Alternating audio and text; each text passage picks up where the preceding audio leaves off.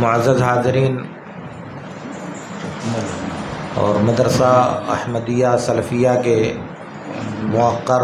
اساتذہ کرام، آپ کے ساتھ مل بیٹھنے کا یہ اتفاق اللہ رب العالمین کی طرف سے ایک منحہ یا ایک عطیہ ہے جو اللہ رب العالمین نے عطا کیا ہے۔ اس لیے اللہ کا شکر ادا کرتے ہوئے میں آپ سب کا مشکور ہوں کہ آپ حضرات نے مجھے اپنے ساتھ بیٹھنے کی فرصت عطا فرمائی۔ میں چند ایک باتیں بطور تذکیر آپ سے عرض کروں گا، لیکن اس کی حقیقت صرف یہ ہے کہ اس میں کوئی نئی بات نہیں ہوگی جو آپ نہیں جانتے ہوں، بس یاد دہانی کے لیے، اور پھر متکلم مخاطب کے ساتھ اس گفتگو میں شامل ہے۔ میں آپ سے الگ یا کٹا ہوا نہیں ہوں، میں بھی آپ ہی کا ایک فرد ہوں، کیونکہ درس و تدریس سے میرا بھی تعلق ایک مدت سے ہے۔ اس لیے دو تین باتیں میں آپ سے عرض کرنا چاہتا ہوں۔ حدیث میں آتا ہے، اللہ کے رسول صلی اللہ علیہ وسلم نے فرمایا، انما العلم بالتعلم وانما الحلم بالتحلم واذا اتبع الصيد غفل ومن دخل على السلطان افتتن۔ کہا کہ علم انسان کو سیکھنے سے آتا ہے، اور بردباری انسان کو بردباری اپنانے سے آتی ہے۔ جو شکار کا پیچھا کرتا ہے وہ غفلت میں پڑ جاتا ہے، اور جو بادشاہ کے دربار میں داخل ہوتا ہے وہ فتنے کا شکار ہو جاتا ہے۔ یہاں اللہ کے نبی صلی اللہ علیہ وسلم نے فرمایا ہے، انما العلم بالتعلم، علم انسان کو سیکھنے سے آتا ہے۔ اور ظاہر ہے کہ ہم اور آپ سیکھنے کا یہ مرحلہ رسمی اعتبار سے پار کر چکے ہیں، ورنہ حقیقت یہ ہے کہ ایک انسان زندگی کے ہر مرحلے میں اور زندگی کے ہر موڑ پر کچھ نہ کچھ نیا سیکھنے کی کوشش کرتا ہے۔ تو ایک استاد ہونے کی حیثیت سے اگر ہم نے یہ فرض کر لیا کہ بھائی ہم تو پڑھ چکے ہیں، ہم تو سیکھ چکے ہیں اور ہم کو اب کچھ سیکھنے کی ضرورت نہیں ہے، تو وہ ہماری زوال کی ابتدا یا ہماری رجعت قہقرہ کا آغاز ہوگا، کیونکہ فراغت اور ڈگری یا سند لینے کے بعد انسان کو ایک راستہ معلوم ہوتا ہے کہ کس راستے پہ چل کر کے وہ اپنے آپ کو باعلم اور باصلاحیت بنا سکتا ہے۔ تو تعلیم و تعلم اور درس و تدریس کے اس مرحلے میں اپنے شاگردوں سے پہلے اساتذہ کو یہ بات محسوس ہونی چاہیے کہ ہم سیکھ رہے ہیں، ہم حاصل کر رہے ہیں، اور روزانہ ایک استاد کوئی نہ کوئی بات ضرور سیکھتا ہے۔ اگر وہ یہ جذبہ لے کر کے تدریس کی ذمہ داری ادا کرتا ہے تو ایک کامیاب انسان بنے گا آگے چل کر کے اللہ کے فضل سے، اور اگر ایسا نہیں ہے تو پھر ہم کو اپنے طرز تعامل پر نظر ثانی کرنے کی ضرورت ہے۔ تو پہلے نمبر پر ہم استاذ ہونے کے باوجود، مدرس ہونے کے باوجود، تدریس کا فریضہ ادا کرنے والا ہونے کے باوجود یہ بات دل اور دماغ میں رہنی چاہیے کہ ہم کو سیکھنا ہے، ہم سیکھ رہے ہیں۔ اور اس کا دوسرا جز یہ ہے کہ جب آپ کے دل میں یہ تصور پیدا ہوگا کہ ہمیں سیکھنا ہے تو آپ کبھی بھی بغیر مطالعہ کیے درس میں داخل نہیں ہوں گے، کیونکہ ایک ہی کتاب اگر آپ 2 سال 4 سال 10 سال سے تدریس کر رہے ہیں اور آپ سمجھتے ہیں کہ اب ہم بلا مطالعہ درس دینے پر قادر ہو چکے ہیں تو یہ آپ کی بہت بڑی بھول ہے۔ بھول اس لیے نہیں ہے کہ آپ نہیں پڑھا پائیں گے، درس نہیں دے پائیں گے یا طلبہ کو نہیں سمجھا پائیں گے، نہیں، اس اعتبار سے بھول ہے کہ اب آپ کی جو اٹھان تھی، آپ کے تعلم کی جو ڈگر تھی، آپ کو روز نیا سیکھنے کا جو انداز چلا آ رہا تھا وہ رک گیا، وہ کٹ گیا۔ آپ آگے نہیں سیکھ سکو گے کیونکہ آپ نے سمجھ لیا کہ ہم نے مطالعہ کیا، اتنے سال تک پڑھایا، اب درس ہم بلا مطالعہ دے سکتے ہیں۔ تو جب آپ بلا مطالعہ درس دے سکتے ہیں تو اس کا مطلب کہ جو نیا سیکھنا تھا، آپ کو روزانہ نئی معلومات آپ کو حاصل کرنی تھی۔ آپ دیکھیں گے، اگر تجربہ کریں گے، آپ کسی ایک کتاب کو لے لیجئے جس کو آپ پڑھائے ہیں، ایک بار مطالعہ کریں گے کچھ معلومات ہوں گی، دوبارہ مطالعہ کریں گے کچھ اور معلومات ہوں گی، سے بارہ اسی کا مطالعہ کریں گے کچھ اور معلومات ہوں گی، چوتھی بار آپ اس کو دیکھیں گے کچھ اور نئے نقطے آپ کے ذہن میں پیدا ہوں گے اور وہ آپ اپنے شاگردوں کے دماغ میں ڈال سکتے ہیں۔ لیکن شرط یہ ہے کہ آپ اس کو بار بار پڑھتے جائیں اور بغیر مطالعہ درس دینے کی غلطی کبھی بھی آپ اپنے سر نہ لا دیں۔ کیونکہ میں جانتا ہوں کہ ایک مدت گزرنے کے بعد یا تدریس کے میدان میں ایک وقفہ گزارنے کے بعد کتابیں پڑھائی ہوئی ہوتی ہیں، عام طور سے ایک انسان کتابوں کو 2 سال 4 سال پڑھا لیتا ہے، تو اس کے بعد یہ تصور پیدا ہوتا ہے کہ اب مطالعہ کرنے کی ضرورت نہیں ہے۔ تو اگر آپ نے مطالعہ بند کر دیا تو اس کا نتیجہ یہ ہوگا کہ جو تعلم سے سیکھنے سے آتا تھا وہ سلسلہ آپ نے روک دیا، اور جب سلسلہ آپ نے روک دیا تو اب ظاہر ہے کہ یہ جو ذخیرہ آپ کے پاس پرانا جمع ہوا ہے وہ بہت دن تک آپ کے پاس باقی نہیں رہے گا۔ اس لیے ایک استاذ ہونے کی حیثیت سے ہماری 2 ذمہ داری ہے۔ ایک ذمہ داری تو یہ ہے کہ جو مواد، جو کتاب، جو مضمون ہم تدریس کرنے جا رہے ہیں، اس مواد اور مضمون کو اپنے شاگردوں کے ذہن میں، ان کے دل میں اتارنے کی کوشش کریں، ایک ذمہ داری یہ ہے۔ دوسری اسی کے ساتھ یہ بھی ذمہ داری ہے کہ اس مضمون کو ہضم کرنے کے ساتھ ساتھ روزانہ کوئی نہ کوئی بات سیکھنے کی کوشش اور کوئی نہ کوئی بات سیکھنے کا جذبہ اپنے اندر پیدا کریں۔ اور اس کے لیے آسان طریقہ یہی ہے کہ ہم اپنے اوپر لازم کر لیں کہ بغیر مطالعہ ہم درس نہیں دیں گے، بغیر مطالعہ ہم تدریس نہیں کریں گے۔ اس لیے آپ کو جہاں ایک فائدہ یہ ہوگا کہ آپ کو روزانہ نیا علم اور نئی جانکاری، نئی معرفت حاصل ہوگی، وہیں دوسرا فائدہ یہ ہوگا کہ آپ کے شاگرد اس بات کو محسوس کریں گے کہ مولوی صاحب کی تدریس میں، استاد محترم کے طرز القاء میں تمکن، قدرت اور مضبوطی پائی جاتی ہے۔ اور جب آپ کا شاگرد اس بات کو محسوس کرے گا تو از خود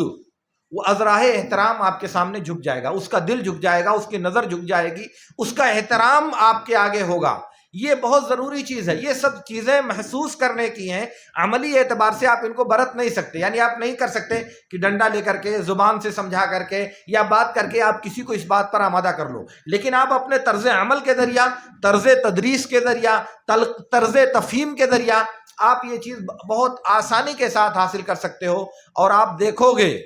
کہ دنیا میں، آپ کی زندگی میں یہ بات موجود ہوگی کہ دنیا میں ان اساتذہ کا کتنا احترام ہوتا ہے شاگردوں کی طرف سے جو اپنے درس میں متمکن ہوتے ہیں اور طلباء کے اشکالات کو ان کی زبان کھولنے سے پہلے وہ محسوس کر لیتے ہیں اور اپنے درس میں اس کا جواب اس خوبصورتی کے ساتھ دیتے ہیں کہ وہ محسوس کرتا ہے کہ میرے دل کی بات استاد نے پکڑ لیا۔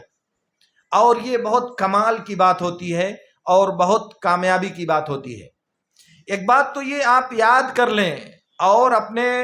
صفحہ دل پر نقش کر لیں کہ تدریس کا یہ عمل بہت ذمہ داری کا عمل ہے۔ تدریس کا یہ فریضہ بہت زیادہ آپ کو مسئولیت میں ڈالنے کا عمل ہے۔ یہ آسان بات نہیں ہے، دنیا میں آپ اس کو کچھ بھی سمجھ لیں، مگر یہ بہت بڑی ذمہ داری کی بات ہے۔ کیوں؟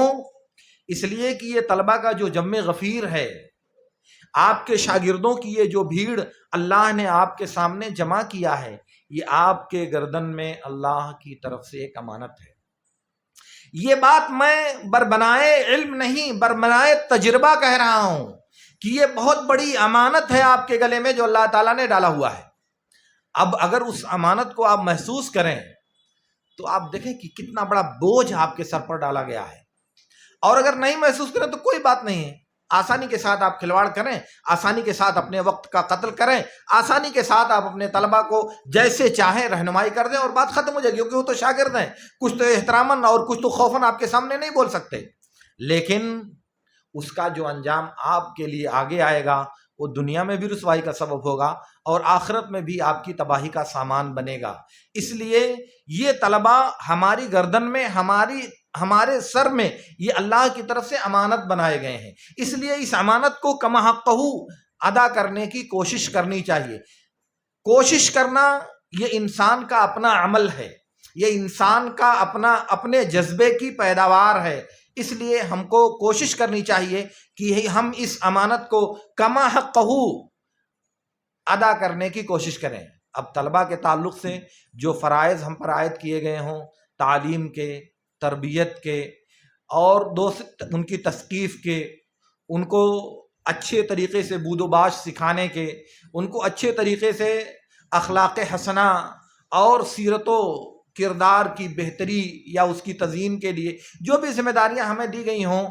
وہ ظاہر ہے کہ وہ ساری چیزیں اسی امانت کا ایک جز اور ایک حصہ ہیں،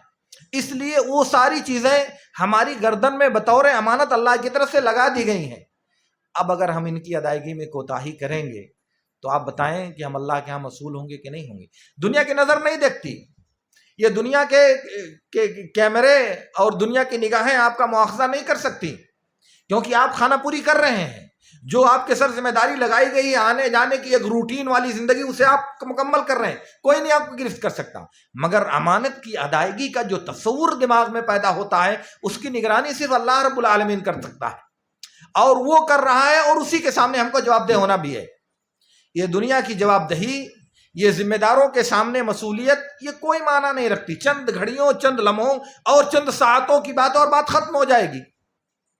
لیکن اصل جواب دہی اس رب العالمین کے سامنے ہماری ہونی ہے جس نے یہ امانت ہمارے سینے میں لگائی ہے۔ اس لیے طلباء کو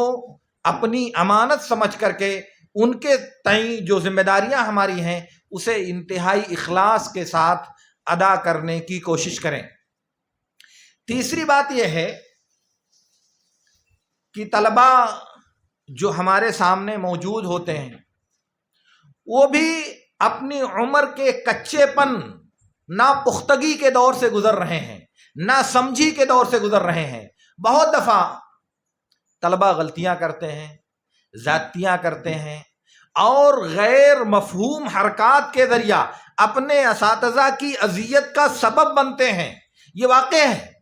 کبھی وہ جان بوجھ کر کرتے ہیں، کبھی نادانی میں کرتے ہیں، کبھی نفس اور شیطان کے بہکاوے میں آ کر کرتے ہیں، کبھی وہ اس کو محسوس کرتے ہیں اور کبھی نہیں محسوس کرتے، لیکن کرتے ہیں۔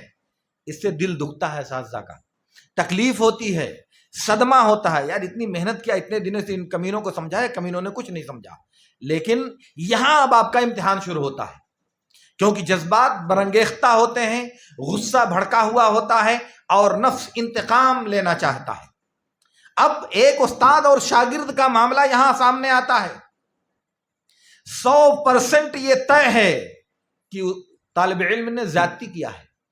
طالب علم نے جہاں بے ادبی اور گستاخی کی ہے وہیں جان بوجھ کر بھی اذیت پہنچانے کا انتظام کیا ہے، تو کیا ایسی صورت میں ہم کو بدلہ لینا چاہیے؟ بدلہ دینے کی اجازت تو اللہ تعالیٰ نے دیا ہے، وَمَنِ انتَصَرَ بَعْدَ ظُلْمِهِ فَأُولَٰئِكَ مَا عَلَيْهِم مِّن سَبِيلٍ۔ تو کیا ایک استاذ کو ایک مربی اور معلم ہونے کے ناطے انتقام لینا چاہیے یا نہیں لینا چاہیے؟ یہ بات ہم کو سمجھنی چاہیے، کیونکہ شریعت کے اعتبار سے چھوٹ تو ہے، لیکن ایک مربی اور ایک معلم ہونے کے ناطے اس کی رخصت نہیں ہے، اس کی رخصت نہیں ہے، بھلے سے آپ کچھ بھی کہہ لیں، کیونکہ جو ذمہ داری ہماری ہے وہ ذمہ داری ہے کہ ان ٹوٹے پھوٹے برتنوں کو یا ان شکستہ حرکتوں کو درست کرنا، انہیں سنوارنا، انہیں آراستہ کرنا، ان کے اندر موجود کمیوں کو دور کرنا، یہ ہماری ذمہ داری ہے، اور اگر اس میں تکلیف پہنچتی ہے تو اس پر صبر کرنا چاہیے۔ بخاری کی ایک روایت میں ہے، انس بن مالک رضی اللہ تعالی عنہ نے کہا کہ اللہ کے رسول صلی اللہ علیہ وسلم نے مجھے کسی ضرورت کے لیے بھیجا، میں گیا بازار میں کھیلنے لگا، مشغول ہو گیا بچوں کے ساتھ کھیلنے میں۔ انس بن مالک 10-11 سال کے بچے ہیں، 12 سال کے بچے ہیں، یہی بچے ہمارے پاس آتے ہیں اسی عمر کے، بازار میں کھیلنے لگا اور میں بھول گیا، کافی دیر ہو گئی تو اللہ کے رسول صلی اللہ علیہ وسلم تلاش میں نکلے، کہا انس کیا ہوا؟ انس کا ہوش ٹھکانے آ گیا، کہا کہ اللہ کے رسول میں جا رہا ہوں۔ پھر وہ گئے اور پھر انہوں نے اپنی ضرورت پورا کیا، جو اللہ کے رسول نے کہا تھا اس کو کر کے دیا۔ ان کے شاگرد ثابت بن اسلم بلانی نے کہا کہ انس کیا کہا تھا اللہ کے رسول نے؟ کہا کہ یہ راز ہے اللہ کے رسول کا، میں نہیں بتا سکتا،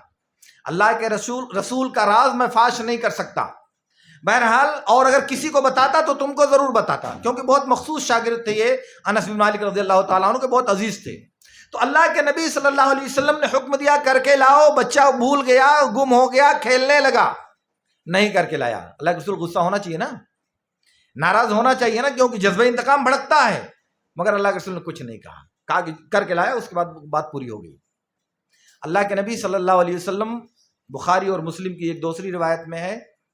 ایک مرتبہ علی رضی اللہ تعالیٰ عنہ نے یمن سے کچھ سونا بھیجا، آپ اس کو تقسیم کر رہے تھے، تقسیم کے دوران ایک آدمی کھڑا ہوا اور کہا ہذہ قسمۃ ما ارید بہا وجہ اللہ، یہ تقسیم ایسی ہے کہ جس میں اللہ کی رضامندی پیش نظر نہیں رکھی گئی ہے، یہ اللہ کے رسول صلی اللہ علیہ وسلم کی رسالت پر سخت اعتراض ہے، یہ سخت جملہ ہے جو نبی صلی اللہ علیہ وسلم کی ذات اقدس کو مجروح کر دینے کے لیے کافی ہے۔ اور نبی صلی اللہ علیہ وسلم بہت غصہ ہوئے، بہت تکلیف میں پڑے، بہت درد کا اظہار کیا اور کہا الا تامنونی وانا امین من فی السماء، تم مجھ پر بھروسہ نہیں کرتے، تم مجھے امین اور امانت دار نہیں سمجھتے، آسمان والا مجھے امانت دار سمجھتا، تم لوگ نہیں سمجھتے۔ اس کے بعد بعض روایتوں میں آتا ہے خالد بن ولید اور بعض روایتوں میں آتا ہے عمر بن خطاب، دونوں روایتیں صحیح ہیں۔ ان لوگوں نے کہا کہ اللہ کے رسول اس کو قتل کیوں نہ کر دیا جائے، تو اللہ کے رسول صلی اللہ علیہ وسلم نے کہا یہ میرا محل شاہد ہے، لقد اوذی موسیٰ اکثر من ھذا فصبر، موسیٰ علیہ الصلوۃ والسلام کو اس سے زیادہ تکلیف دی گئی اور مگر انہوں نے صبر کیا، اس لیے میں بھی صبر کروں گا اور اس کو سزا نہیں دوں گا۔ یہ معلم ہونے کی حیثیت سے محمد الرسول اللہ صلی اللہ علیہ وسلم کا تعامل ہے اپنے ماتحتوں اور اپنے زیر تربیت انسانوں کے ساتھ، تو ظاہر ہے کہ ہم اسی نبی کی امتی اور انہی کے نقش قدم کی پیروی کرنے والے انسان ہیں، تو ہماری بھی یہ ذمہ داری بنتی ہے کہ یہ خو ہم اپنے اندر پیدا کریں اور انتقام کی جو صفت ہے اسے اپنے طلباء کے ساتھ دفن کر دیں، یعنی اپنے طلباء سے انتقام کی جو کیفیت ہے اس کیفیت کو بالکل ذہن سے محو کر دیں، اور کسی بھی قیمت پر اپنے طلباء کو اپنے انتقام کا نشانہ ہرگز نہ بنائیں، کسی بھی صورت میں اپنے طلباء سے بدلہ لینے کی جرات۔ میں جانتا ہوں ہم میں سے بہت سے اساتذہ ایسے ہوتے ہیں جو کسی ایک کلمہ ناروا، کسی ایک حرکت بیجا کا بدلہ لینے کے لیے انتظار کرتے ہیں کسی فرصت کے ملنے کا۔ فرصت آتی ہے سالانہ انجمن کے موقع سے، فرصت آتی ہے اجتماعی اور سالانہ امتحانات کے موقع سے، یا فرصت آتی ہے کتابوں کے اگر ماہانہ یا اور مہینے میں ٹیسٹ ہونے کے وقت، اس وقت ان کا یہ غضب بھڑکتا ہے، انتقام کا جذبہ شیطان ان کے دل میں بٹھاتا ہے، اور ایسے طالب علم کے نمبرات کے ساتھ کھلواڑ کیا جاتا ہے، ایسے طالب علم کے نمبرات کو کما حقہ اس کی تحریر اور اس کے حق کے بقدر اس کو نہیں دیا جاتا۔ کیوں؟ اس لیے کہ فلاں دن اس نے بڑی گستاخی کیا تھا، فلاں دن اس نے ہمارے ساتھ بڑی بدتمیزی کیا تھا۔ یہ جذبہ ہم کو دفن کر دینا چاہیے ایک معلم اور مربی کی حیثیت سے، اگر ہم چاہتے ہیں کہ ہم ایک کامیاب مربی بن کر کے دنیا کو دکھائیں۔ لیکن ایسے موقع سے میرے دوستو ہوتا یہ ہے کہ شیطان سکھاتا ہے، انسان کا نفس جو برائیوں کا حکم دینے والا ہے وہ اس کو حکم دیتا ہے کہ یار اگر ایسے ہی چھوڑ دو گے تو عزت کیا رہ جائے گی تمہاری، طلبہ تمہارا مذاق بنا لیں گے، طلبہ جو چاہے گا تم کو کہہ دے گا، تم کچھ نہیں کر سکو گے، تمہاری عزت نفس کا ملیا میٹ ہو کر کے رہ جائے گا۔ انسان کو سمجھ میں آتا ہاں بالکل صحیح بات ہے، اس لیے بدلہ لینے پر انسان آمادہ ہوتا ہے۔ لیکن میرے دوستو یہاں آپ کو یہ بات یاد رکھنی چاہیے کہ میرے نبی صلی اللہ علیہ وسلم نے کہا ہے ما زاد اللہ عبدا بعفو الا عزا. صحیح مسلم کی روایت میں کہ اللہ کے نبی صلی اللہ علیہ وسلم نے کہا کہ معاف کر دینے کی وجہ سے اللہ تعالیٰ بندے کی عزت میں اضافہ ہی کرتا ہے. یعنی یہ جو تصور شیطان سکھاتا ہے کہ آپ بے عزت ہو جاؤ گے، آپ کی قدر و منزلت گھٹ جائے گی، آپ کو کوئی پوچھنے والا نہیں رہ جائے گا، آپ بے وزن اور بے قدر ہو جاؤ گے، اس کے الٹا میرا رب کہہ رہا ہے اگر درگزر کر دیا، معاف کر دیا، بدلہ نہیں لیا تو آپ کو کیا ملے گا؟ آپ کی عزت بلند ہوگی، آپ کی سرخروئی اوپر اٹھے گی، آپ کو اللہ رب العالمین سرفرازی اور سربلندی عطا کرے گا. ایسے موقع سے میرے دوستو نفس کو کچلنا ہوتا ہے، جذبات کو کچلنا پڑتا ہے. خود کو قابو میں کرنے کے لیے ایک بڑا نمونہ اور ایک بڑی مثال سامنے رکھنی ہوتی ہے. اور اللہ کا شکر ہے کہ ہمارے سامنے اس کائنات کی سب سے بڑی ہستی، اس کائنات کی سب سے بے نظیر مثال محمد الرسول اللہ صلی اللہ علیہ وسلم کی شکل میں ہمارے سامنے موجود ہے. تو ظاہر ہے اگر ان مواقع پر ہم اس کو سامنے رکھیں تو ہمارے لیے ایک بہت بہترین اور بہت اچھی بات ہوگی یہ. اس لیے اس کا بھی ہم کو اپنی زندگی میں اور اپنی تدریسی زندگی میں خصوصی طور پر خیال رکھنا چاہیے. اور پھر اس کے بعد درس کی تیاری کے بنا، جو میں نے کہا کہ بلا مطالعہ درس نہ دیں، درس کی تیاری کے بنا آپ سبق کو آگے نہ بڑھائیں. درس کی تیاری کیسے کریں گے آپ؟ ظاہر ہے کہ اس کے لیے کوئی ایک ضابطہ نہیں بنایا جا سکتا. ہر سبق اور ہر مضمون کی تیاری الگ الگ انداز سے ہوتی ہے. یہ منحصر ہے اس بات پر کہ جو مادہ یا جو مضمون آپ پڑھانا چاہتے ہیں اس مضمون کو پڑھانے کے اہداف کیا ہیں، اسی اعتبار سے آپ کی تیاری ہوگی. جیسے مثال کے طور پر آپ گرامر پڑھا رہے ہیں، اردو کا گرامر ہو، عربی کا گرامر ہو، انگریزی کا گرامر ہو، کوئی بھی گرامر قواعد آپ پڑھانا چاہتے ہیں تو اس کے لیے آپ کو وہ قاعدہ ازبر ہونا چاہیے، وہ قاعدہ آپ کے دماغ میں پختگی کے ساتھ موجود ہونا چاہیے تاکہ جو چیز آپ کے ذہن میں موجود ہے اسی کو آپ اپنے شاگردوں کی طرف منتقل کر سکیں. اور پھر اس کے لیے آپ کو بورڈ کا استعمال ناگزیر ہے، کیونکہ قواعد کی تفہیم بورڈ کے بغیر تقریباً بہت مشکل ہوگی. البتہ اگر آپ زبان سے بھی بول رہے ہیں اور بورڈ پر لکھ کر کے اس کو دکھا رہے ہیں تو سیکھنے کے دو انداز طلبہ کو ملیں گے، ایک تو سماعت اور دوسرے رویت. دونوں کے ذریعہ وہ فائدہ اٹھائے گا اور سیکھے گا. اس لیے گرامر کا جو طریقہ ہوگا تیاری کرنے کا وہ دوسری چیزوں کی تیاری کا طریقہ نہیں ہوگا. مثال کے طور پر آپ حدیث پڑھاتے ہیں، حدیث کی تدریس کے لیے میں نہیں سمجھتا کہ آپ کے یہاں کیا انداز ہے، لیکن میں ایک عمومی بات کہنا چاہتا ہوں آپ سے کہ حدیث کی تدریس کے لیے آپ کو جو تیاری کرنی چاہیے، کیونکہ شرحیں آپ پڑھیں گے تو بہت لمبی گفتگو ملتی ہے،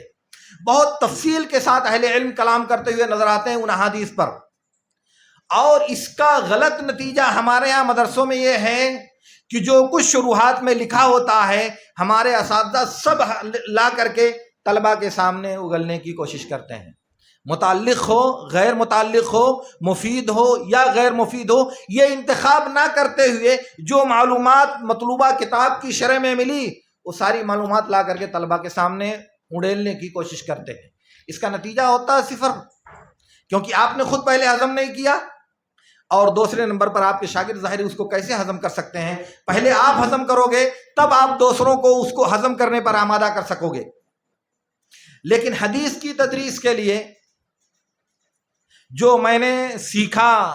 اور سمجھا ہے، 4 چیزیں بہت کافی ہیں حدیث پڑھانے کے لیے. پہلے نمبر پر حدیث کا درجہ کیا ہے، وہ صحیح ہے یا صحیح نہیں ہے. دوسرے نمبر پر غریب الحدیث. غریب الحدیث کا مطلب ہوتا ہے کہ حدیث کے اندر جو مشکل الفاظ ہیں ان کے معانی بتا دیے جائیں.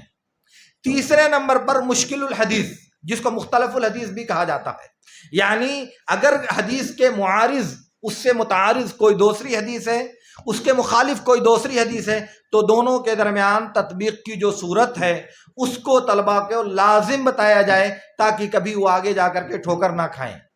اور چوتھی چیز جو بتائی جائے وہ ہے بعض ما یستفاد من الحدیث، حدیث کے بعض مسائل، پورا نہیں آپ بتا سکتے، صرف چند مسائل آپ بطور نمونہ طلبہ کے سامنے رکھ سکتے ہیں۔ یہ 4 چیزیں اگر آپ بتا دیتے ہیں تو آپ کا پڑھا ہوا بچہ، آپ کے زیر تعلیم رہا ہوا بچہ آگے چل کر کے انشاءاللہ محدثین کی روش پر ایک محدث بن کر کے نکلے گا۔ لیکن اگر آپ نے اس کو قال مالک، شافعی کا یہ مذہب ہے، مالک کا یہ مذہب ہے، ابو حنیفہ کا یہ مذہب ہے، اگر آپ نے حدیث کی تدریس کے درمیان اس کو ان اختلافی مسائل میں الجھا دیا تو آپ نے اس کو حدیث سے اٹھا کر کے فقہ کی دنیا میں پہنچا دیا، اور فقہ کی دنیا میں پہنچنے کے بعد آدمی کو پتہ نہیں چلتا کہ یار پتہ نہیں کون صحیح ہے کون غلط ہے، کس کی بات مانی جائے کس کی بات نہ مانی جائے۔ تو آپ جب فقہ سننا پڑھا رہے ہیں تو اس میں فقہ مذاہب پڑھانے کی ضرورت قطعی اور ہرگز نہیں ہے، بلکہ حرام کے درجے میں ہونا چاہیے یہ بات۔ اگرچہ کہ افسوس کی بات یہ ہے ہمارے ہندوستان کے تقریباً 95% مدارس میں حدیث کی تدریس کا صرف یہی انداز ہے۔ مالک نے کیا کہا؟ اب آپ بتائیے، حدیث کی پہلی کتاب پڑھائی جاتی ہے بلوغ المرام، مان لیجئے آپ آئے اور پہلے دن سے آپ نے پڑھانا شروع کر دیا، امام شافعی کا یہ مذہب ہے، مالک کا مذہب ہے، ابو حنیفہ کا مذہب ہے، ہر حدیث کی شرح کرتے ہوئے آپ مذاہب بیان کر رہے ہو۔ ایک طالب علم کا سادہ ذہن، ایک سادہ دماغ کیا قبول کرے؟ یار دین تو پورا لڑائی ہی کا نام ہے، دین میں کوئی مسئلہ اتفاقی ہے ہی نہیں، جب دیکھو یہ مسئلہ، ہر چیز میں اختلاف۔ اس اختلاف کی بھول بھلائیوں میں وہ طالب علم کا دماغ گم ہو کر کے رہ جائے گا۔ سنت کا جو تقدس ہے، حدیث کا جو فہم ہے اور حدیث کی جو فقہ ہے وہ اس تک نہیں پہنچ پائے گی، اور جو بنیادی طور پر اس کی عملی زندگی کے لیے ضروری ہے وہ اس سے محروم رہ جائے گا۔ یہ میرا اپنا ذاتی تجربہ ہے، کیونکہ میں دوران تعلیم اس درد اور اس کرب سے گزر چکا ہوں، بہت جھیلا ہے میں نے اس کرب کو۔ بلوغ المرام سے لے کر کے بخاری تک صرف یہی پڑھا ہے۔ اس مسئلے میں مالک کا یہ مذہب ہے، شافعی کا یہ مذہب ہے، ابو حنیفہ نے یہ کہا ہے، حنابلہ نے یہ کہا ہے، مطلب ساری چیزیں یہی پڑھی ہیں 10 سال تک، لیکن ہمارا اپنا مذہب کیا ہے یہ کبھی نہیں پڑھا۔ اب ایسی صورت میں آپ بتائیں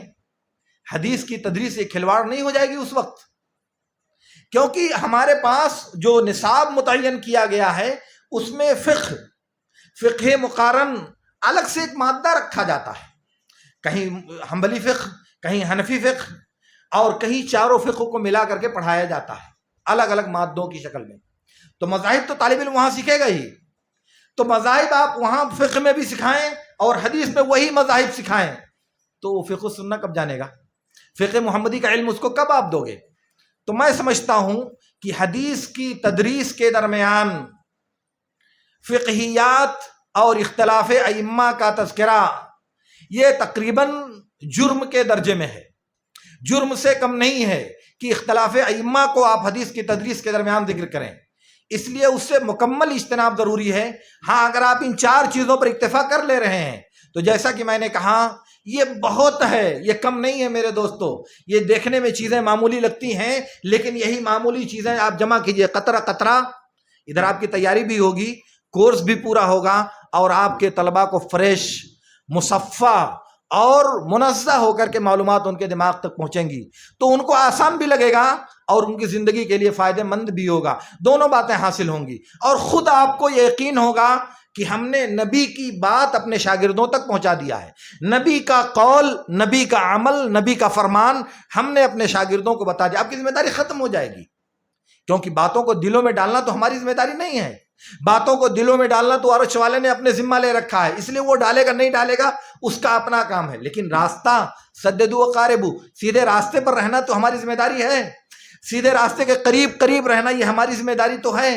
اس لیے میرے دوستو میں عرض یہ کرنا چاہ رہا تھا کہ حدیث کی تدریس کے لیے جب تیاری کی جائے تو ان باتوں کا خصوصی طور پر خیال رکھا جائے، ان باتوں کو خصوصیت کے ساتھ برتنے کی کوشش کی جائے، اور پھر اسی کے ساتھ ایک استاذ ہونے کی حیثیت سے، ایک استاذ ہونے کی حیثیت سے یہ ہماری ذمہ داری ہے کہ ہم اپنے زبان و بیان کو درست کرنے کی کوشش کریں۔ اس سے میری مراد یہ ہے کہ کلاس میں جانے کے بعد دیہاتی، عوامی اور غیر علمی زبان استعمال ہرگز نہ کریں، کیونکہ آپ کے سامنے وہ لوگ بھی ہیں جو آپ کی دیہاتی بھاشا سمجھتے ہیں اور وہ بھی ہیں جو آپ کی یہ دیہاتی بھاشا نہیں سمجھتے۔ بہت تکلیف ہوتی ہے طالب علم کو جب استاذ کلاس میں آ کر کے فصیح اور مطلوبہ زبان بولنے کے بجائے دیہاتی اور مادری زبان میں گفتگو کرتا ہے، بہت تکلیف ہوتی ہے۔ میں آپ کو بتاؤں، ہم لوگ کلیت الحدیث میں پڑھ رہے تھے، فقہ کے ہمارے استاد ایک تھے بخاری،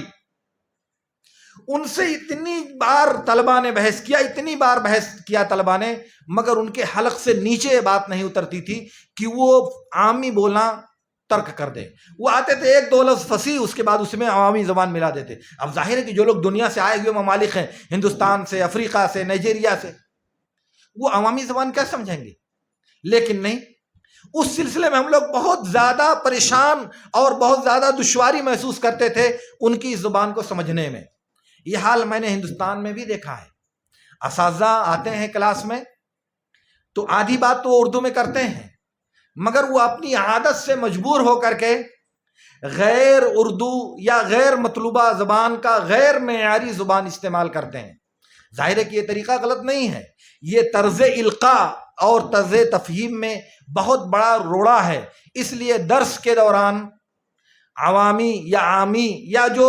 لہجہ رائج ہے سماج میں، اس کو استعمال کرنے کے بجائے فصیح زبان استعمال کی جائے جس میں آپ کو تدریس کرنی ہے، چاہے عربی زبان ہو اور چاہے اردو زبان ہو اور چاہے انگریزی زبان ہو۔ جس زبان میں آپ کو تدریس کرنی ہے اس زبان کی فصیح زبان، لغت والی جو زبان ہے وہ استعمال کر کے آپ درس ڈالیں۔ اس کا دو فائدہ ہوگا، ایک تو پہلے نمبر پر آپ کی زبان میں نکھار آئے گا، آپ کے اپنے بیان میں نکھار آئے گا، اور دوسرے نمبر پر آپ کے طلباء کو آپ کی باتوں کو سمجھنے میں آسانی ہوگی، وہ بات بھی آپ کی سمجھیں گے اور وہ زبان بھی آپ سیکھیں گے آپ سے، اور آگے چل کر کے ان کا لہجہ، ان کی گفتگو، اور اگر وہ لکھنے کی کوشش کریں گے تو ان کی تحریر بھی انشاءاللہ منزہ اور منقع ہوگی، کیونکہ انہوں نے دوران درس اپنے اساتذہ سے یہ بات سیکھی ہوئی ہے۔ اس لیے درس میں آنے کے بعد کبھی بھی ایسی زبان استعمال نہ کریں جو زبان عوامی ہو، جو عامی لہجہ ہو، جو کچھ لوگ سمجھتے ہوں اور شاگردوں میں سے کچھ لوگ نہ سمجھتے ہوں۔ ایسی زبان ہرگز استعمال نہیں کرنی چاہیے۔ اور پھر ان تمام چیزوں کے ساتھ سب سے بڑی جو چیز ہے وہ یہ ہے کہ آپ کو اللہ رب العالمین کے مراقبہ اور اس کی نگرانی کا تصور اپنے دماغ میں رکھنی چاہیے۔ سب سے بڑی بات جو ایک مدرس کو کامیاب مدرس بنانے کے لیے ضروری ہے، وہ انسان کا یا معلم کا اللہ رب العالمین کے مراقبے اور اس کی نگرانی کا تصور ہے۔ ناظم صاحب، صدر صاحب، فلاں صاحب، ڈھکا صاحب نہیں دیکھ رہے ہیں، چلو کوئی بات نہیں ہے، آج تھوڑا موڑا پڑھا دیتے ہیں، آج ایسا کر دیتے ہیں، آج ویسا کر دیتے ہیں۔ یہ بات غلط ہے، کیونکہ وہ نہیں دیکھ رہے ہیں، صحیح ہے نہیں دیکھ رہے ہیں، لیکن اللہ رب العالمین کی نظر سے آپ پوشیدہ نہیں ہیں، اللہ رب العالمین کی نگرانی سے آپ دور نہیں ہیں۔ اس لیے ان حالات میں آپ کو اللہ کی نگرانی کا تصور حسن عمل کے ساتھ ساتھ حسن نیت تک بھی لے جائے گا، حسن اخلاص تک آپ کو پہنچائے گا۔ تو اس لیے یہ سب سے ضروری چیز ہے اس درس و تدریس کے پورے ڈھانچہ اور پورے عمل میں کہ آپ اپنے دل میں رب کی نگرانی کا تصور لے کر کے یہ ذمہ داری ادا کریں، اور اس کا نتیجہ لازمی ہوگا کہ اللہ کی نگرانی کا تصور آپ کو اخلاص نیت تک پہنچائے گا، اللہ کے لیے کام کرنے کے جذبہ آپ کے اندر پیدا کرے گا، اور ظاہر ہے کہ آپ کی کامیابی کے لیے ریڑھ کی ہڈی کی حیثیت رکھتی ہے، آپ کو سرخرو انسان بنانے کے لیے ایک بنیادی پتھر کی حیثیت رکھتی ہے۔ اس لیے اسے ضرور اپنانے کی کوشش کرنی چاہیے، اسے ضرور اپنی زندگی میں نافذ کرنے کی، برتنے کی، اور اس پر کاربند ہونے کی سختی کے ساتھ ہم سب کو کوشش کرنی چاہیے، کیونکہ یہ چیزیں بظاہر چھوٹی معلوم ہوتی ہیں، لیکن تھوڑا تھوڑا کر کے جب ان کو برتا جائے، ان پر عمل کیا جائے، تو یہ چیزیں بہت بڑی بن جاتی ہیں، بہت بڑی دکھائی دیتی ہیں۔ اس لیے اس کا بھی ہماری زندگی میں ایک بہت بہتر اور بہت اچھا حصہ ہونا چاہیے۔ اسی کے ساتھ ساتھ درس و تدریس کا یہ جو عمل ہے یہ عمل بنانے اور سنوارنے پر منحصر ہے. آپ ایک صانع، ایک کاریگر اور اللہ رب العالمین کی طرف سے ایک مزین تزئین کار بنائے گئے ہیں. آپ کی حرکت و عمل کا، آپ کے کردار اور سیرت کا آپ کے شاگردوں پر عکس مرتب ہوگا، خواہی نہ خواہی. ہمارے اور آپ کے چاہنے سے بات نہیں ہوتی ہے. کردار کا اثر خاموش، دیرپا اور لاجواب ہوتا ہے. اور آپ لکھ لیں، کردار کی تاثیر کو دنیا کی کوئی طاقت روک نہیں سکتی. آپ کتنے بھی ڈنڈے کا استعمال کر لیں اور کتنے بھی زد و کوب کو اپنا لیں، مگر آپ کردار کی تاثیر کو نہیں روک سکتے. اگر آپ درس میں وقت کے پابند نہیں ہیں اور آپ چاہیں کہ آپ کے شاگرد وقت کی پابندی کریں، وقت پر کلاس میں پہنچیں، وقت کے پہلے کلاس سے نہ نکلیں، چھٹی لے کر کے جائیں تو متعینہ وقت پر گھر سے واپس آئیں، ایسا کبھی نہیں ہوتا میرے دوستوں. یہ چیزیں فطری نظام کا ایک جز ہیں جو اللہ رب العالمین کی اس کائنات میں جاری اور ساری ہیں. اس لیے پہلے آپ کو پابند ہونا پڑے گا، اس کے بعد یہ پابندی از خود آپ کے کہے بغیر، آپ کی مرضی کے بغیر آپ کے شاگردوں تک پہنچے گی اور وہ اسے خوشی خوشی برضا و رغبت اپنائیں گے. آپ کو کسی جد و جہد کی ضرورت نہیں ہوگی. اس لیے اسے بھی اپنی زندگی کے جز میں رکھیں کہ اگر ہم پابندی کے ساتھ یہ معاملہ کریں گے تو ہمارے شاگرد بھی ویسا ہی جواب ہم کو دیں گے. اور اسی کے ساتھ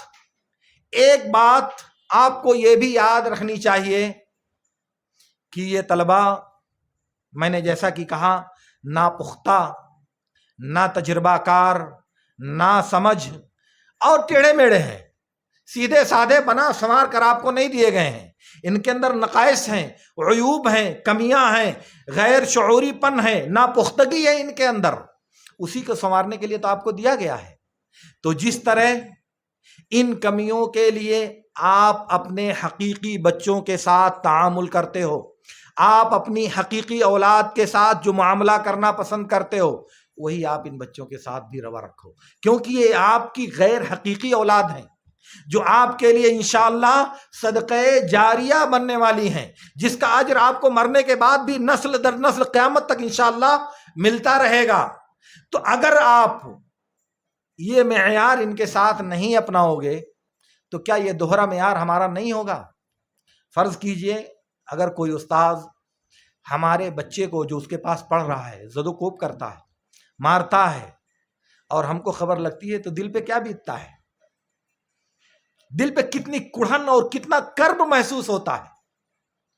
اگر یہی معاملہ ہم دوسروں کے بچوں کے ساتھ کریں یہ سمجھ کر کہ یہ فلاں کا بچہ ہے، تو اس کے والد کے دل پر کیا بیتے گی؟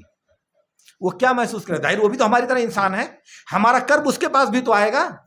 اسی لیے کہاں اللہ کے نبی صلی اللہ علیہ وسلم يحب لأخيه ما يحب لنفسه. تو اب ایسی صورت میں ان کو جب آپ اپنی اولاد کی طرح سے سمجھیں گے تو نصح اور خیر خواہی، بھلائی پہنچانے کا جو انداز آپ اختیار کریں گے، اس کے بارے میں اللہ رب العالمین آپ کو توفیق سے نوازے گا. اس کے بارے میں اللہ رب العالمین اپنی ہم نوائی سے آپ کو ہم رکاب کرے گا. اس لیے یہ بات بھی آپ کے ذہن و دماغ میں تدریسی عمل انجام دیتے ہوئے رہنی چاہیے کہ یہ بچے ہمارے بچوں ہی کی طرح سے ہیں. جس طرح ہمارے حقیقی بچے ہمارے لطف، ہمارے کرم، ہماری توجہ، ہماری تفہیم، ہماری تیسیر، ہماری نرمی، ہماری آسانی اور ہماری خندہ پیشانی کے حقدار ہیں، ایسے ہی یہ بچے جن کے والدین نے انہیں ہمارے حوالے کیا ہے وہ بھی ہماری نرمی، ہماری خوش اخلاقی، ہماری خندہ پیشانی اور ہماری دل نوازی کے مستحق ہیں. ان کے ساتھ بھی یہی معاملہ ہم کو کرنا چاہیے، ان کے ساتھ بھی ہم کو اسی طرح سے پیش آنا چاہیے. اور جب آپ یہ معاملہ کرو گے تو اللہ رب العالمین کے نظام کے اعتبار سے بدلے میں وہ شاگرد بھی آپ کو وہی چیز دے گا جو آپ چاہ رہے ہو، جو آپ کو مطلوب ہے، جو آپ کے دل اور دماغ کو فرحت اور شادمانی عطا کرے گی. کہیں بھی آپ جاؤ گے تو آپ کی تعریف ہوگی. بچہ چلا جائے گا، آپ آپ کے لیے کلمہ خیر کہتا ہوا جائے گا. جس مجلس میں بیٹھے گا ارے ہمارے فلاں استاد تھے, بہت کمال کے انسان تھے, ہمیشہ انہوں نے بہت اچھا سمجھایا, بہت اچھی تفہیم کی, مطلب جو بھی باتیں ہوں گی وہ بیان کرے گا, اور وہ باتیں آپ کے شاگردوں کے ذریعہ دنیا میں پھیلیں گی, اور جب دنیا میں پھیلیں گی تو دنیا کی نظر میں آپ کے لیے کلمہ خیر پھیلے گا, آپ اچھے انسان سمجھے جاؤ گے. یہ ایک بہت بہتر اور اچھی بات ہوگی. لیکن اس کے الٹا بھی تو ہوگا, اور دنیا میں ہم اپنے شاگردوں سے یا دوسرے متعلقین سے بہت سے لوگوں کے بارے میں سنتے ہیں کہ فلاں استاد نے فلاں شاگرد کی زندگی برباد کر دیا, فلاں استاد نے فلاں شاگرد کی غلطی سے بدلہ لینے کے لیے انتقامی جذبے سے سرشار ہونے کی وجہ سے اس کی زندگی کو تباہ کر دیا. یہ بھی سننے میں آتا ہے. وہ فلاں آدمی بہت ترشرو, بہت سخت تعامل کرنے والا ہے, اس کی باتیں سمجھ ہی میں نہیں آتی. یہ ہمارے اور آپ کے سامنے تو نہیں بول سکتے ہو کیونکہ ڈرتے ہیں, لیکن پیچھے آپ ان کی زبان نہیں پکڑ سکتے, پسے پردہ آپ ان کی گرفت نہیں کر سکتے. آپ کے پاس کوئی مراقب اور کوئی نگراں نہیں ہے جو ان کی زبان کو قابو میں کر سکے. ہاں, اگر کردار کی عظمت آپ نے پیش کیا, نبی صلی اللہ علیہ وسلم کا اسوہ آپ نے اپنے عمل کے ذریعہ ان کے سامنے رکھا, تو دنیا کی کوئی طاقت ان کو اچھا کہنے سے روک نہیں سکتی. وہ کہیں گے آپ کو, وہ شہادت دیں گے آپ کے بارے میں, پوری دنیا میں شہادت دیں گے وہ آپ کے بارے میں. اس لیے ان چیزوں کا آپ کو خیال رکھنا چاہیے اور ان چیزوں کو اپنی عملی زندگی میں برتنے کی کوشش کرنی چاہیے. اللہ رب العالمین سے میری دعا ہے کہ اللہ رب العالمین ہمیں ان باتوں کو اچھی طرح سے ہضم کرنے اور ان پر عمل کرنے کی توفیق عطا فرمائے. وآخر دعوانا ان الحمد للہ رب العالمین. ہاں, اگر آپ حضرات میں سے کسی صاحب کو کوئی اشکال, کوئی استفسار اور کوئی سوال ہو تو پیش کریں, انشاءاللہ اس کو دیکھا جائے گا. بارک اللہ فیکم. حدیث کے طرز تدریس کے سلسلے میں آپ نے اچھی باتیں بیان فرمائی. ترجمہ قرآن کے سلسلے میں, ترجمہ قرآن کے سلسلے میں بھی 3 چیزیں آپ کو پیش نظر رکھنی چاہیے. ایک چیز تو یہ کہ قرآن کے جو مشکل الفاظ ہیں, غریب القرآن جسے کہا جاتا ہے, ان کی وضاحت کرنا. دوسرے نمبر پر جو صحیح اسباب نزول ہیں ان کی تعین, اور جو غیر صحیح اسباب نزول ہیں ان کی تعین, یہ کرنا از حد ضروری ہے. تو قرآن کی تدریس کے لیے پہلے نمبر پر مشکل الفاظ کی شرح,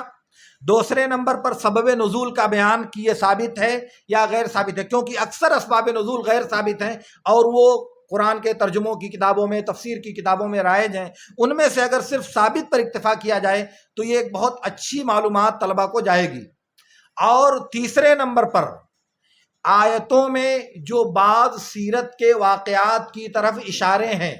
ان واقعات کی نشاندہی, یعنی آیتوں میں نبی کے زمانے میں پیش آنے والے کسی واقعے پر اللہ نے تنبیہ کیا ہے, تعلیم دی ہے, توجیہ فرمائی ہے, اس کا تذکرہ کیا جائے تاکہ واقعے کے مطابق اس کو سمجھنے میں آسانی ہو. اور پھر اس کے بعد چوتھے نمبر پر آیت سے چند مسائل کا استنباط,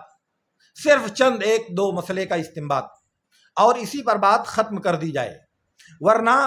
قرآن کے ترجموں کی تدریس کے لیے جو انداز ہمارے ہاں رائج ہے, وہ میں جانتا ہوں وہ انداز قابل قبول نہیں ہے. وہ اساتذہ کو بھی حیران کرتا ہے, طلبہ کو بھی حیران کرتا ہے, بہت ڈھیر سارا وقت بھی لیتا ہے, مگر ریٹرن جو رزلٹ آتا ہے وہ بہت معمولی اور مختصر ہوتا ہے یا بہت کم ہوتا ہے.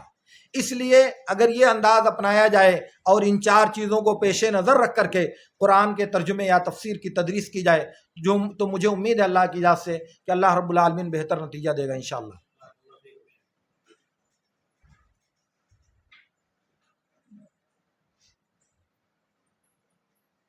کچھ طلبہ کمزور ہوتے ہیں جی, معلومات ان کو دوسرے طلبہ کے مقابلے میں معلومات جلد وہ کیچ نہیں کرتا. کمزور طلبہ کو معلومات جلد اور کیسے سمجھا سکتے ہیں؟ اس کے لیے آپ 2 راستہ اپنا سکتے ہیں. ایک راستہ تو یہ ہے کہ درس کے دوران ان پر خصوصی توجہ دیں. سبق سننا ہوا, اعراب پڑھوانا ہوا, سوال کرنا ہوا, آپ ان پر خصوصی توجہ دیں. اس لیے وہ تیار ہو کر کے آئے وہ زیادہ سے زیادہ آپ کی درس میں مزہ یا انہماک کا اظہار کرے، پہلا کام تو آپ یہ کر سکتے ہیں کہ اپنی درس میں اس کو مطمح نظر بنا کر کے رکھیں، پیش نظر رکھیں خیرخواہی کے ساتھ، بھلائی کے ساتھ، تاکہ وہ آپ کی طرف راغب ہو۔ اور جب انسان کسی انسان کی طرف راغب ہوتا ہے تو اس کی باتیں اس کو بہت زیادہ سمجھ میں آتی ہیں، یہ فطرت ہے انسان کی۔ اور دوسرا طریقہ آپ یہ اپنا سکتے ہیں کہ درس کے باہر خارجی اوقات میں آپ اس کو اپنی نصح، خیرخواہی اور خبرگیری کے دائرے میں داخل کریں، اور اس کا رزلٹ انشاءاللہ بہت بہتر آئے گا۔ اور میں نے کر کے دیکھا ہے کہ جو طلبہ درس میں مارے شرم کے نہیں بول پاتے، اگر خارج درس ان کو ذرا رہنمائی ملتی ہے تو مارے خوشی کے پھولے نہیں سماتے، اور اس کا رزلٹ ان کے یادداشت اور ان کے فہم اور ان کے حفظ پر بہت اچھا مرتب ہوتا ہے۔ اس لیے آپ ایسا بھی کر سکتے ہیں۔ لیکن اس وقت ایک وبا یہ پھیلی ہوئی ہے انگریزی اسکولوں سے لے کر کے عربی مدارس تک میں، کہ اساتذہ اور طلبہ کا تعلق صرف کلاس روم تک ہونا چاہیے، کلاس روم کے باہر طلبہ اور اساتذہ کا تعلق نہیں ہونا چاہیے۔ یہ غیر دینی تصور ہے، ہمارے دین کا اس سے کوئی تعلق نہیں ہے۔ ورنہ آپ دیکھو گے کہ عمرو بن میمون عودی رحمۃ اللہ علیہ یہ کبار تابعین میں سے ہیں، انہوں نے معاذ بن جبل رضی اللہ تعالیٰ عنہ کا ساتھ دیا جب تک یہ یمن میں زندہ رہے، یعنی یمن سے لے کر کے شام تک جب تک وہ زندہ رہے۔ تعاون امواس میں ان کا انتقال ہوا، یہ تقریباً 3-4 سال کا وقفہ ہے۔ اور اس کے بعد وہ کہتے ہیں کہ جب ان کا انتقال ہوا تو میں نے اس روئے زمین کے سب سے بڑے فقیہ عبداللہ بن مسعود رضی اللہ تعالیٰ عنہ کو لازم پکڑا، یعنی ان کے ساتھ چمٹ گئے، ان کے ساتھ رہے۔ اسی لیے آپ دیکھیں گے کہ ابن القیم رحمۃ اللہ علیہ ابن تیمیہ کے ساتھ سائے کی طرح رہتے تھے، 1-2 دن نہیں، 20 سال تک سائے کی طرح رہتے تھے۔ مزی، ذہبی، ابن کثیر،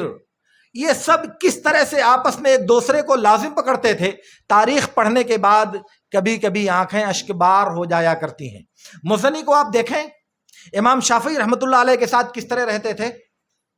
تو یہ جو اساتذہ اور شاگردوں کا تعلق رہا ہے ہماری تاریخ میں، اسی نے، اور آپ کو عجیب و غریب بات میں بتاتا ہوں، طحاوی یہ ان کمزور طلبہ کی فہرست میں تھے جن کی یادداشت بہت کمزور تھی۔ امام شافعی کے شاگرد مزنی کے درس میں بیٹھتے تھے، مزنی نے ایک دن تانا دے دیا کہ بہت کن ذہن ہو، کچھ نہیں سمجھ میں آتا۔ اس کے بعد انہوں نے اتنی محنت کیا کہ وہ حنفیوں کے محدث بن کر کے نکلے۔ حنفی فقہ کے اندر اتنا بڑا کوئی محدث آپ کو دکھائی نہیں دے گا، تو وہ بہت ذہین نہیں تھے، لیکن جب توجہ ملی، جب استاذ کی عنایت ان پر پڑی تو وہ نکھر کر سامنے آئے۔ اس طرح کی مثالیں بہت ہیں میرے پاس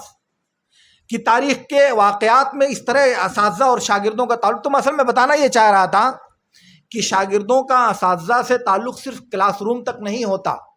ان کی زندگی تک سے تعلق ہوتا ہے۔ میاں صاحب کے واقعات آپ پڑھیں، کبھی کبھی پڑھ کر کے رلائی آتی ہے کہ کس طرح سے میاں صاحب اپنے شاگردوں کی خبر گیری کرتے تھے، سید نذیر حسین محدث دہلوی رحمۃ اللہ علیہ، اور کس طرح سے ثناء اللہ امسری رحمۃ اللہ علیہ مدرسہ قوت الاسلام میں پڑھنے والے طلبہ کے ساتھ کون سا رویہ روا رکھتے تھے۔ یہ چیزیں ہمارے لیے نشان عبرت یا سبب درس ہیں ہم لوگوں کے لیے۔ اس لیے میں نے کہا کہ طلبہ سے تعلق اساتذہ کا مضبوط ہونا چاہیے، کیونکہ یہ تعلق جس قدر زیادہ مضبوط ہوگا، تعلیم و تعلم کا سلسلہ بھی اتنا ہی زیادہ مضبوط ہوگا۔ تو اس لیے دوسری بات اگر آپ کریں گے تو اس کا بہتر نتیجہ آپ کو انشاءاللہ تعالی ملے گا۔ تعامل کی حد بندی وہ آپ کا جو اخلاص اور تقویٰ ہے، نصح اور خیرخواہی ہے، وہ خود کر دے گا۔ دنیا کی کوئی مشین اس کی حد متعین نہیں کر سکتی، لیکن وہ جو آپ نے اپنایا ہے تدریس کے دوران، نصح اور خیرخواہی، اخلاص، اللہ کے مراقبے کا تصور، وہ اس کی حد بندی کر دے گا آپ کو۔ اور اگر وہ مراقبے کا تصور ٹوٹا تو دنیا کا کوئی قانون آپ کے لیے کوئی حد نہیں متعین کر سکتا۔ اور اسی حد کو ٹوٹنے کا نتیجہ ہے یہ جو غلط خبریں دنیا کی زبانوں میں یا دنیا کے ذرائع ابلاغ میں ہم کو سننے کو ملتی ہیں، تو اس مراقبے کے ٹوٹنے کی وجہ سے ملتی ہیں۔ اس لیے اگر یہ تصور ہمارے پاس موجود رہے گا تو انشاءاللہ اس حد بندی سے ہمارا کوئی نقصان نہیں ہوگا، بلکہ اللہ رب العالمین ہمیں اس کا بہتر بدلہ دے گا انشاءاللہ۔